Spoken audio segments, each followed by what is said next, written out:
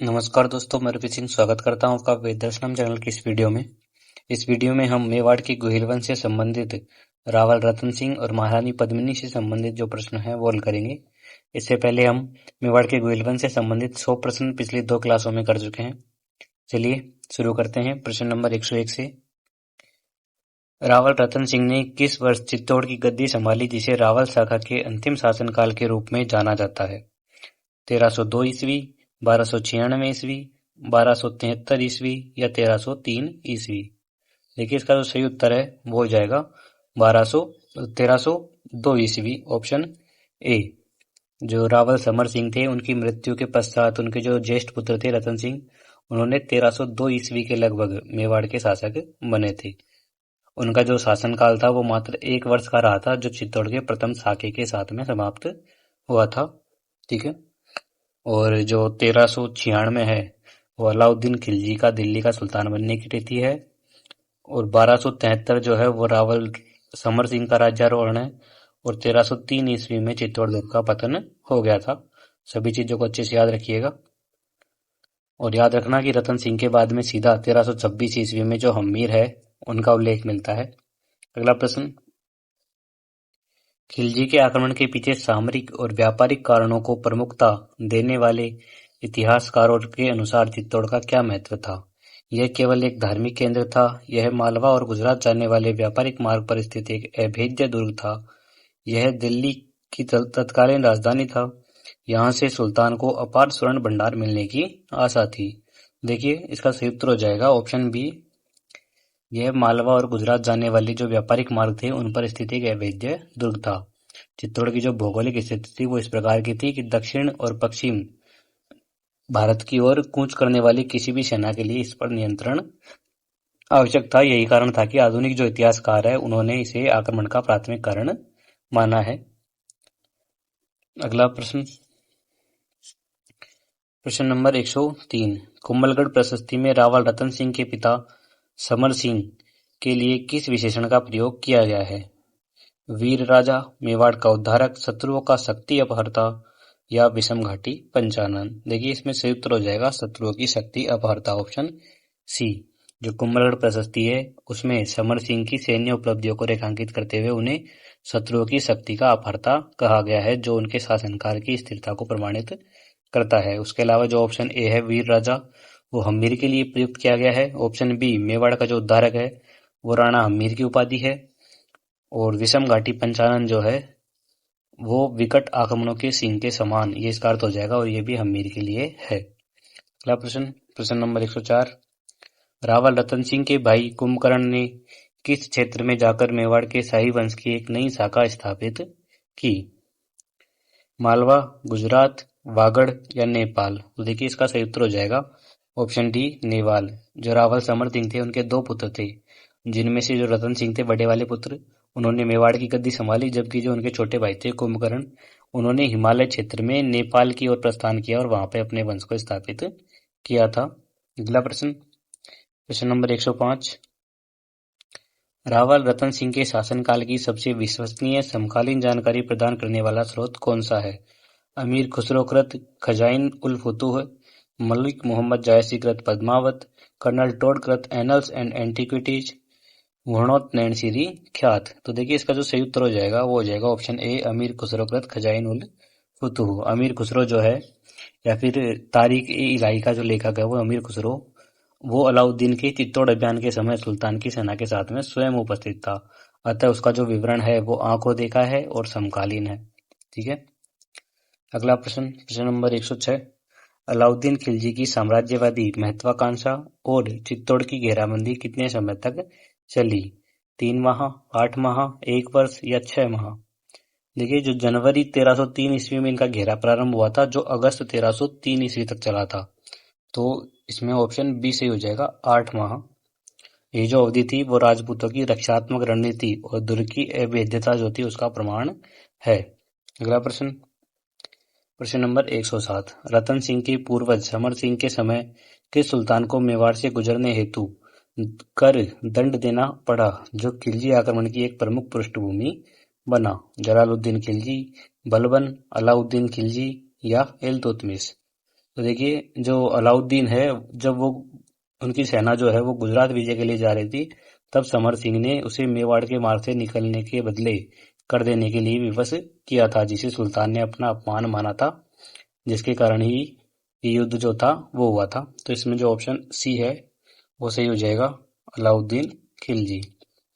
अगला प्रश्न, प्रश्न नंबर 108। रावल रतन सिंह के समय मेवाड़ की सैन्य शक्ति के समक्ष सबसे बड़ी तकनीकी चुनौती क्या थी? हाथियों की कमी, भौगोलिक अज्ञान था, सामंतों का विश्वासघात, या खिलजी द्वारा मजनिक और अरादा जैसे घेराबंदी यंत्रों का प्रयोग? तो इसका सही उत्तर हो जाएगा ऑप्शन डी, मजनिक और अरादा जैसे घेराबंदी यंत्रों का प्रयोग।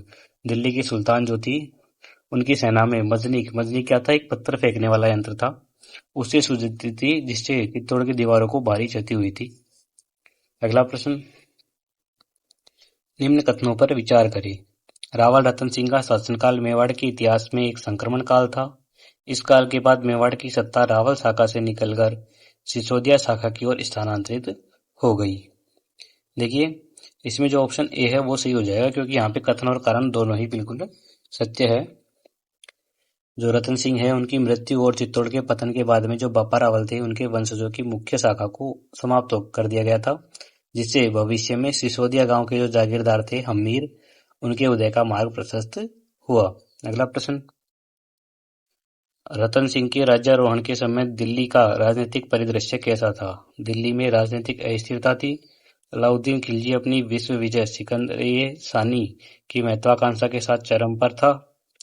खिलजी वंश का पतन हो रहा था, या मुगलों का आक्रमण चित्तौड़ पर हो रहा था? तो देखिए यहाँ पे जो ऑप्शन बी है वो बिल्कुल सही हो जाएगा।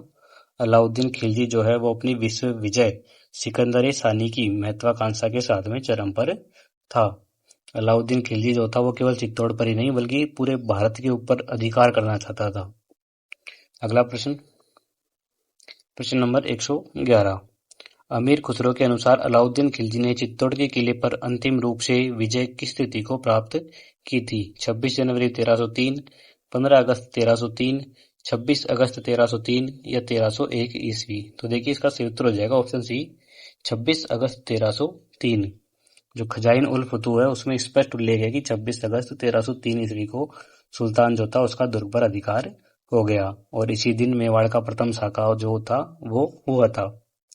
अगला प्रश्न, चित्तौड़ के घेरे के दौरान अलाउद्दीन खिलजी ने अपना मुख्य सैन्य शिविर किस स्थान पर स्थापित किया? गंभीर नदी की तलहटी में, चित्तौड़ के सामने स्थित दोमट पहाड़ी पर, बेड़स नदी के किनारे, या दुर्ग के मुख्य द्वार के ठीक सामने? देखिए जो सुल्तान ने दुर्ग की गतिविधियों पर नजर रखने के लिए अपनी जो घेराबंदी थी उसको प्रभावी बनाने के लिए जो ऊंची पहाड़ियां थी, दोमट उनका चयन किया था, और चित्तौड़ के सामने जो दोमट पहाड़ी है उसके ऊपर अपना घेरा डाला था, शिविर स्थापित किया था। तो इसमें ऑप्शन बी सही हो जाएगा। अगला प्रश्न, अलाउद्दीन खिलजी ने चित्तौड़ विजय के पश्चात वहां हुए भीषण कत्लेआम में कितने हिंदुओं को मौत के घाट उतारने का आदेश दिया था? 10,000, 16,000, 50,000 या 30,000? तो देखिए जो अमीर खुसरो है उनके वृत्तांत के अनुसार विजय के बाद में सुल्तान जो था वो इतना क्रोधित था कि उसने दुर्ग की आम जनता के नरसंहार का आदेश दे दिया था, और लगभग जो 30,000 लोग थे वो मारे गए थे। तो इसमें ऑप्शन डी सही हो जाएगा, 30,000। अगला प्रश्न, प्रश्न नंबर 114, मिलान कीजिए। तो इसमें सूची 1 को सूची 2 से मिलाना है। स्तंभ ए जो है उसमें हमको यंत्र दिया गया है, और स्तंभ 2 में उसका कार्य दिया गया है। तो देखिए जो मजनिक है उसका कार्य था पत्थरों की वर्षा करना, पत्थरों की वर्षा करने वाला यंत्र। मगरी वो जो था वो दीवार को ढहाने की युक्ति थी, और अरादा जो है वो एक प्रक्षेप्य यंत्र था। ठीक है, तो इसमें ऑप्शन ए सही हो जाएगा। ठीक है, क्वेश्चन नंबर 115, चित्तौड़ विजय के बाद अलाउद्दीन खिलजी ने दुर्ग का नाम बदलकर क्या रखा और इसका प्रशासन किसे सौंपा? जलालाबाद जलाल खां, खिजराबाद खिजर खां, मोमिनाबाद बहादुर शाह, या खैराबाद कमालुद्दीन? तो देखिए इसका जो सही उत्तर है वो हो जाएगा खिजराबाद खिजर खां।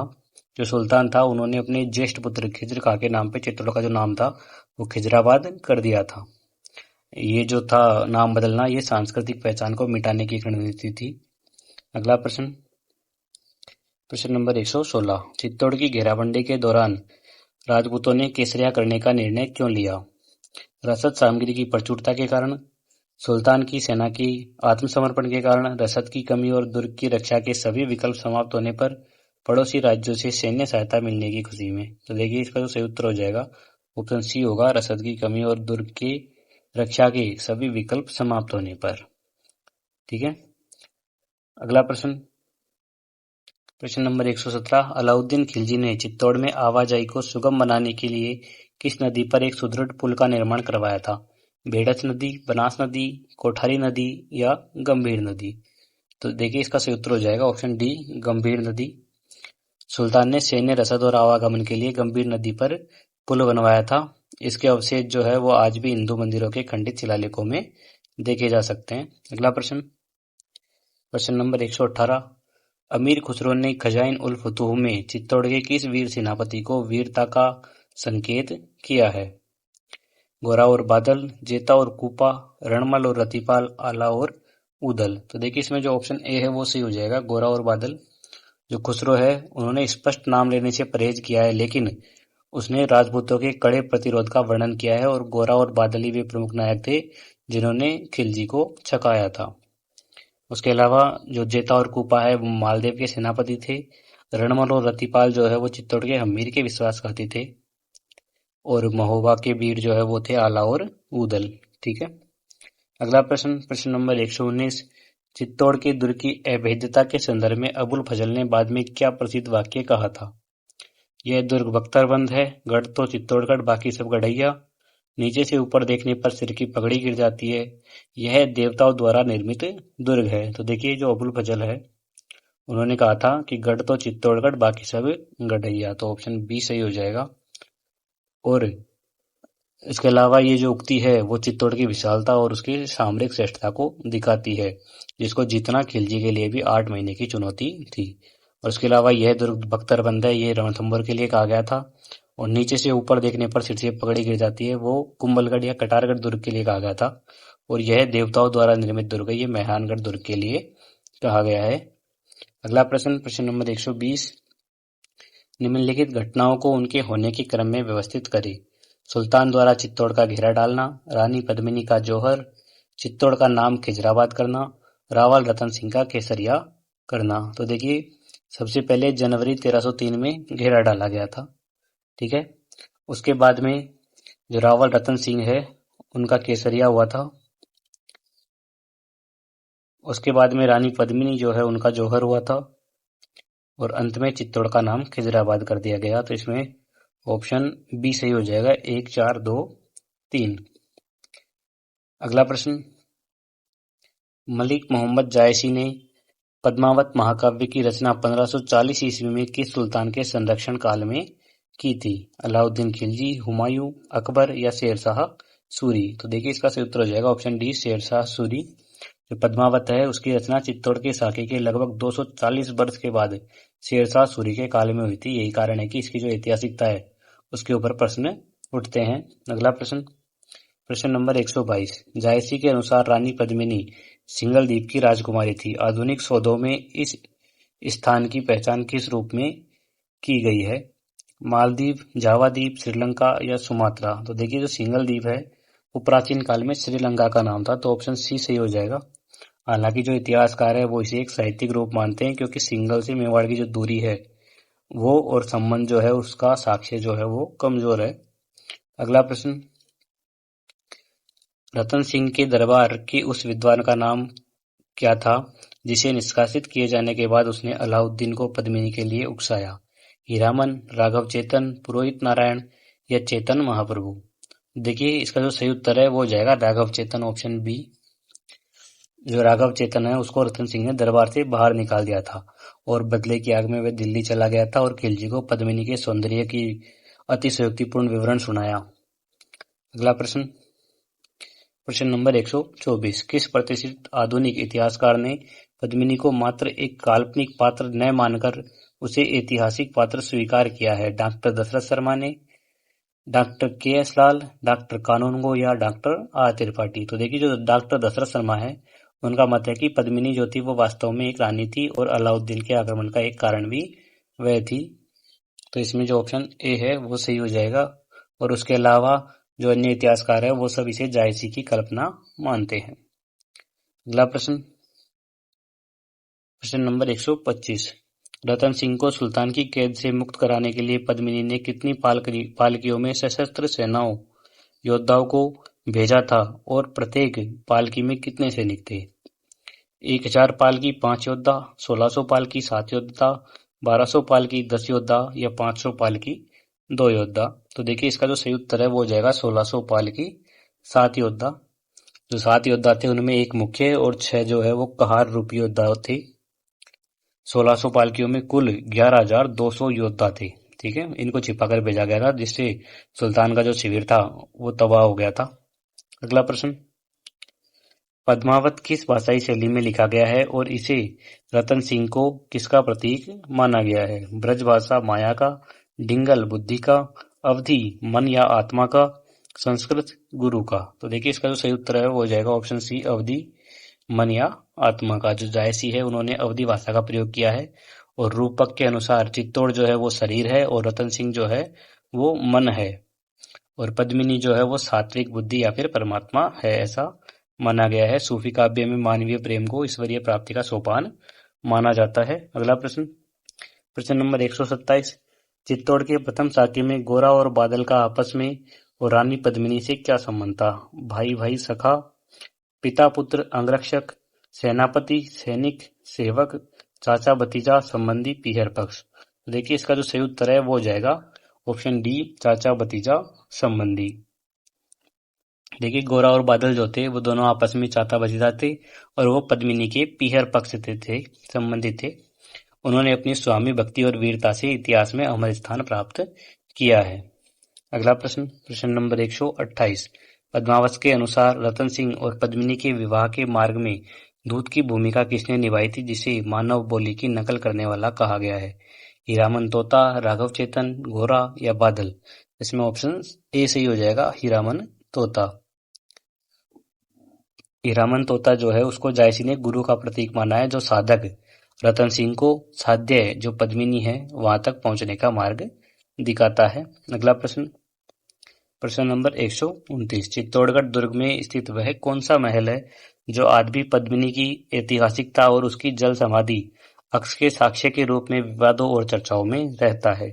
कुंभा, पद्मिनी महल, फतेह प्रकाश या गोरा बादल महल? तो इसका सही उत्तर हो जाएगा पद्मिनी महल, क्योंकि एक जलाशय के मध्य में स्थित है। लोक कथाओं के अनुसार जो है यही सुल्तान को रानी का जो प्रतिबिंब था वो दिखाया गया था।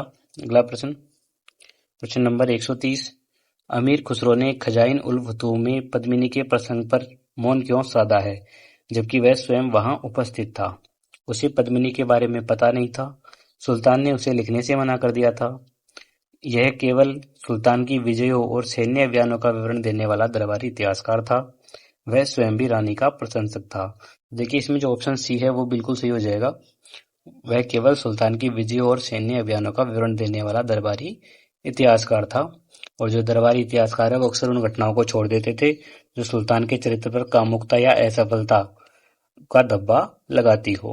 अगला प्रश्न, प्रश्न नंबर 131। जायसी के पद्मावत में नागमती का पात्र किसका प्रतीक माना गया है जिसका वियोग खंड हिंदी साहित्य की अमूल्य निधि है?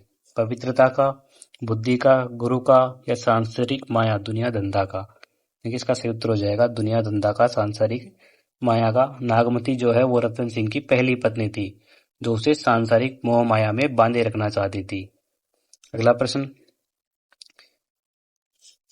1589 में गोरा बादल पद्मिनी चौपाई लिखकर इस वीर गाथा को राजस्थानी जनमानस में किसने पुनर्जीवित किया?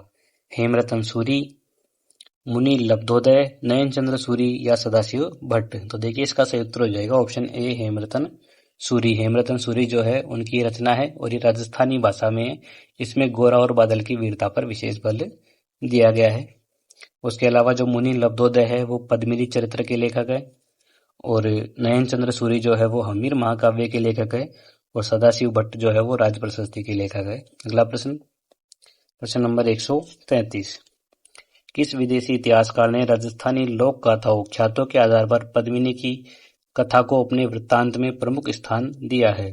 फरिश्ता, कर्नल जेम्स टोड, स्टेफन मैनरिच या विंसेंट स्मिथ? तो देखिए इसका सही उत्तर हो जाएगा option B, colonel James Tod. Tod ने annals and antiquities of Rajasthan में चारणों की कथाओं को आधार बनाकर इस साके का अत्यंत भावनात्मक और रोमांचक विवरण लिखा है।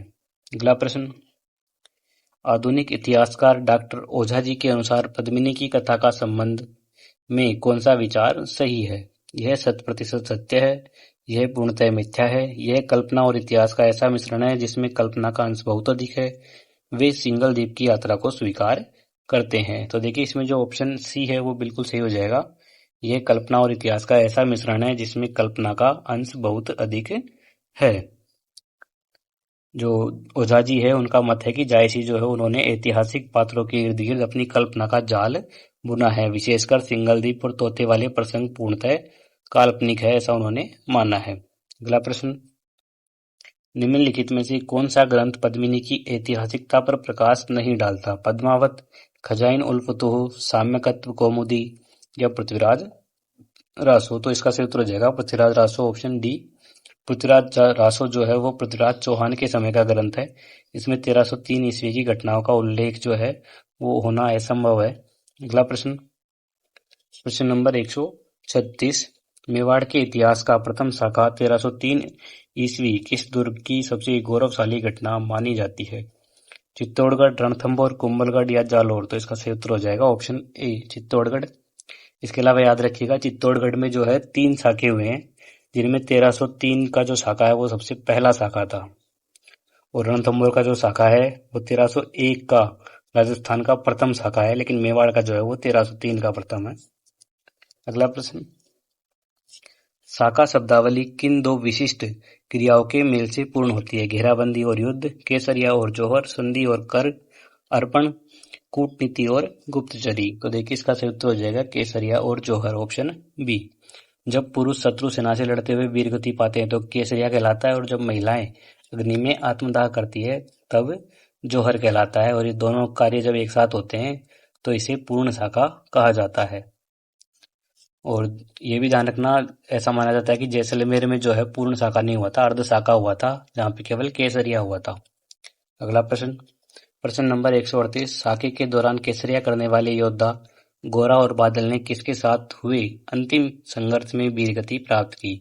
मालदेव सोनग्रा की सेना, खिज्र खां की व्यक्तिगत टुकड़ी, अलाउद्दीन खिलजी की मुख्य शाही सेना या जलालुद्दीन खिलजी की सेना? तो देखिए इसमें जो ऑप्शन सी है वो बिल्कुल सही हो जाएगा, अलाउद्दीन खिलजी की मुख्य शाही सेना। गोरा और बादल जो थे उन्होंने दुर्ग के द्वार खोलकर सुल्तान की विशाल सेना पर आत्मघाती हमला किया। परिस्था के अनुसार स्थानीय लोग जो थे उन्होंने भी इसमें बलिदान दिया था। अगला प्रश्न, प्रश्न नंबर 139, रानी पद्मिनी ने कुल कितनी महिलाओं के साथ चित्तौड़ के जौहर कुंड में अग्नि स्नान किया था? 1100, 12,000, 16,000 या 1600? तो देखिए इसका सही उत्तर हो जाएगा ऑप्शन डी, 1600। अगला प्रश्न, प्रश्न नंबर 140, चित्तौड़ के प्रथम शाके का मेवाड़ की सामाजिक व्यवस्था पर क्या स्थायी मनोवैज्ञानिक प्रभाव पड़ा? जनता ने कृषि कार्य त्याग दिया, इसने स्वतंत्रता और स्वाभिमान को मेवाड़ की वैचारिक नींव बना दिया, मेवाड़ दिल्ली का स्थायी गुलाम बन गया, या राजपूतों ने युद्ध करना छोड़ दिया? तो देखिए इसका सही उत्तर जो हो जाएगा वो हो जाएगा इसने स्वतंत्रता और स्वाभिमान को मेवाड़ की वैचारिक नींव बना दिया, ऑप्शन बी। इस शाखे के बाद में जो मेवाड़ के आगामी शासक थे हमीर, सांगा और प्रताप, उनके लिए शाखा केवल एक हार नहीं बल्कि मातृभूमि की रक्षा का सर्वोच्च मानक बन गया था। अगला प्रश्न, प्रश्न नंबर 141, शाके के पश्चात सुल्तान अलाउद्दीन ने चित्तौड़ के प्रशासन में क्या परिवर्तन किया? उसने रतन सिंह को पुनः राजा बना दिया, उसने अपने पुत्र खिज्र खां को नियुक्त कर खिजराबाद रखा, उसने दुर्ग को ढा दिया, उसने इसे अपनी राजधानी बनाया? तो देखिए इसका सही उत्तर हो जाएगा ऑप्शन बी, उसने अपने पुत्र खिज्र खां को नियुक्त कर नाम खिजराबाद रख दिया था। अगला प्रश्न, प्रश्न नंबर 142, इतिहासकार फरिश्ता ने चित्तौड़ के शाके और उसके बाद की स्थिति के बारे में क्या महत्वपूर्ण तथ्य लिखा है? सुल्तान ने क्षमादान दिया, दुर्ग के रक्षकों और स्थानीय लोगों ने मरते दम तक संघर्ष किया, सुल्तान को अपार स्वर्ण मिला, या राजपूतों ने संधि कर ली? तो देखिए इसका सही उत्तर हो जाएगा ऑप्शन बी, दुर्ग के जो स्थानीय लोग थे उन्होंने मरते दम तक संघर्ष किया। फरिश्ता जो है वो लिखते हैं कि सुल्तान को चित्तौड़ के सिपाहियों और स्थानीय लोगों से कड़ा मुकाबला करना पड़ा, जिसके कारण वह अत्यधिक क्रोधित था। अगला प्रश्न, चित्तौड़ के प्रथम शाके के बाद दुर्ग में किस प्रकार सांस्कृतिक विनाश देखा गया? कोई विनाश नहीं हुआ, केवल महलों को रंगा गया। हिंदू मंदिरों और मूर्तियों को क्षतिग्रस्त कर उनके अवशेषों का प्रयोग निर्माण कार्यों में किया गया। दुर्ग को पुस्तकालय में बदल दिया गया। तो देखिए इसका सही उत्तर हो जाएगा ऑप्शन सी, हिंदू मंदिरों और मूर्तियों को क्षतिग्रस्त कर उनके जो अवशेष थे उनका प्रयोग निर्माण कार्यों में किया गया। जो खिलजी की सेना है उनके विजय के बाद में अनेक प्राचीन देवी प्रतिमाओं को खंडित किया गया था, जिनका जो साक्ष्य है वो गंभीर नदी के पुल की चिनाई में आज भी प्राप्त होता है।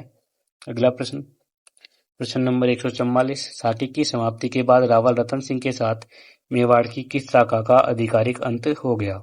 सिसोदिया शाखा, गुहिल शाखा, रावल शाखा या अहेड़ा शाखा? इसका सही उत्तर हो जाएगा ऑप्शन सी, रावल शाखा। बापा रावल से जो शुरू हुई थी रावल शाखा वो रतन सिंह के साथ में समाप्त हो गई थी। इसके बाद में जो मेवाड़ है उसका नेतृत्व राणा या सिसोदिया शाखा के हाथ में चला गया था। अगला प्रश्न, चित्तौड़ का प्रथम शाखा केवल एक सैन्य पराजय नहीं बल्कि खिलजी की नैतिक पराजय थी। इस कथन का सर्वाधिक उपयुक्त कारण क्या है?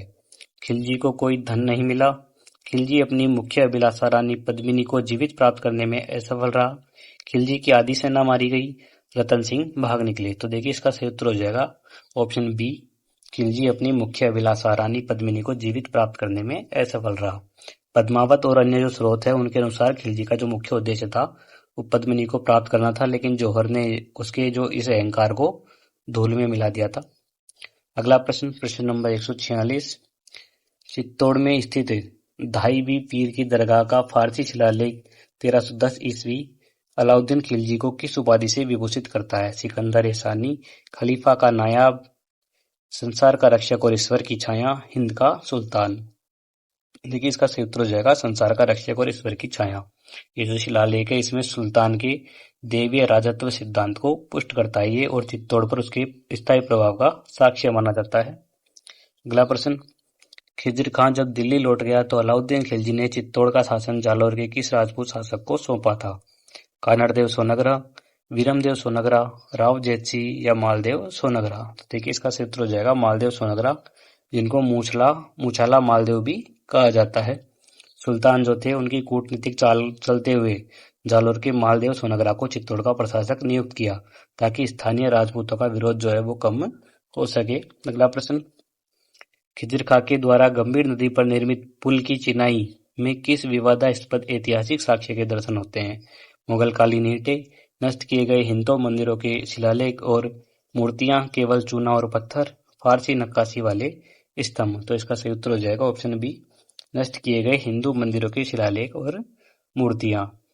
जो पुल के निर्माण में दुर्ग के भीतर में मंदिरों का जो मलबा था उससे और जो शिलालेख थे उनका उपयोग जो चुनाई है उसमें किया गया है, जो आज भी हम देख सकते हैं। अगला प्रश्न, रावल रतन सिंह के बाद मेवाड़ में उत्पन्न शक्ति शून्यता को समाप्त करके शासक ने पुनः चित्तौड़ को स्वतंत्र कराया? राणा कुंभा, राणा हम्मीर सिसोदिया, राणा सांगा या राणा लाखा? तो इसका सही उत्तर हो जाएगा राणा हम्मीर जो सिसोदिया थे। 1326 ईस्वी के लगभग जो राणा हम्मीर थे उन्होंने मालदेव के पुत्र को हराकर चित्तौड़ पर पुनः अधिकार किया, इसीलिए जो हम्मीर है वो मेवाड़ के उद्धारक कहलाते हैं।